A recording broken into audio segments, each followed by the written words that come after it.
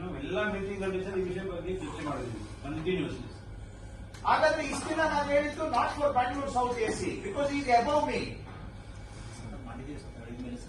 ಯಾಕ್ರಿ ತಗೊಂಡ್ರಿ? Don't irritate me. If your intention is to irritate, okay, I will satisfy your intention. 66% without jurisdiction ಯಾಕೆ ತಗೊಂಡಿದ್ದೀರಿ? ಎಷ್ಟು ದುಡ್ಡು ತಗೊಂಡಿದ್ದೀರಿ ಅವ್ರ ಹತ್ರ case admit ಮಾಡ್ಕೊಳ್ಳಕ್ಕೆ?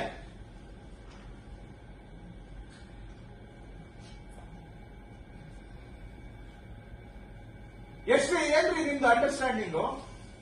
66% cases without jurisdiction you have accepted. ನಂದು ಏನಾದ್ರು ಅಂಡರ್ಸ್ಟ್ಯಾಂಡಿಂಗ್ ತಪ್ಪು ಏನ್ರಿ?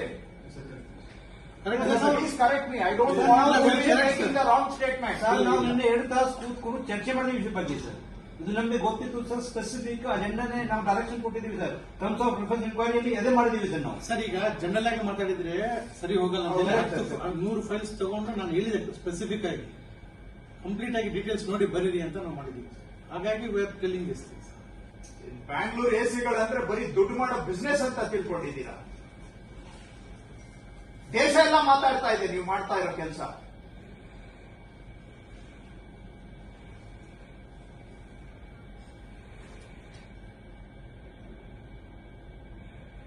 ಯಾಕ್ರಿ ತಗೊಂಡಿದ್ದೀರಿ? When you have no jurisdiction, are you under the law are you above the law? ಹೇಳ್ತಾ ಇದ್ರೆ ಯಾರಿಗೆ ಹೇಳ್ತಾ ಇದ್ದೇನೆ?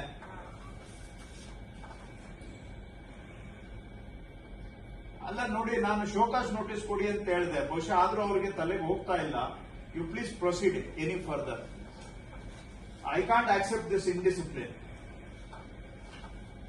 ಇಷ್ಟ ದಿನ ಯಾರಿಗೆ ಹೇಳಿದ್ದು ನಾನು? ಹಾಗಾದ್ರೆ ಸಾಕಷ್ಟು ಹೇಳಿದ್ದೀವಿ ಸರ್. ಅದೇ ಒಳ್ಳೆ ಮಾತಿಗೆ ಗೌರವ ಇಲ್ಲ.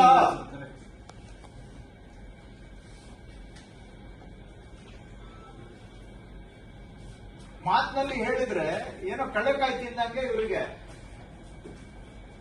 ಆಯ್ತು, ಲೆಟ್ ಅಸ್ ಪ್ರೊಸೀಡ್.